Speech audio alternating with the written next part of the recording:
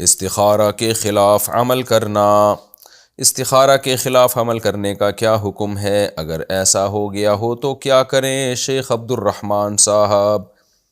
جناب شیخ عبد الرحمن صاحب، استخارہ کے خلاف عمل کا کوئی مطلب ہی نہیں بنتا۔ اصل میں استخارے کا جو کانسیپٹ ہے نا شریعت میں، قرآن و سنت میں، وہ کانسیپٹ نہیں ہے جو لوگوں میں مشہور ہے۔ لوگ یہ سمجھتے ہیں کہ ہم جب 2 رکعت پڑھیں گے، استخارہ کی دعا مانگیں گے، اس کے بعد ہم سوئیں گے تو ہمیں خواب میں ہدایت ملے گی، تو ہم جب صبح اٹھ کے اس ہدایت کے خلاف گئے تو استخارے کے گویا خلاف چلے گئے۔ تو ایسا نہیں ہوتا۔ قرآن و سنت میں، حدیث میں جو استخارہ ہے، وہ استخارہ صرف اتنا ہے کہ 2 رکعت پڑھ کے آپ استخارے کی مخصوص دعا مانگیں، اور کرنا وہی ہے جو آپ کے سمجھ میں آئے۔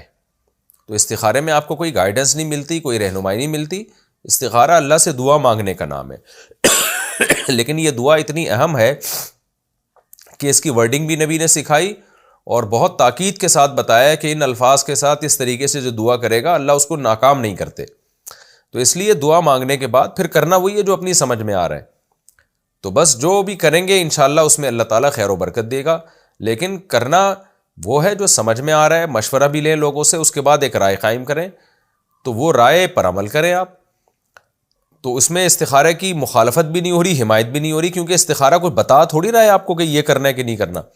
لوگ یہ سمجھتے ہیں کہ استخارہ اللہ سے مشورہ ہے، یہ بالکل غلط ہے۔ تو اللہ سے مشورہ نہیں ہے کہ اس کے خلاف نہیں جا سکتے آپ۔ تو جو سمجھ میں آ رہا ہے وہ کریں۔ ہاں سمجھ میں کچھ آ رہا ہے، کر اس کے خلاف رہے ہیں، تو یہ تو ویسے ہی بے وقوف ہونے کی علامت ہے کہ ایک آدمی کو سمجھ میں یہ آ رہا ہے کہ میں یہ کروں لیکن کر کچھ اور رہا ہے۔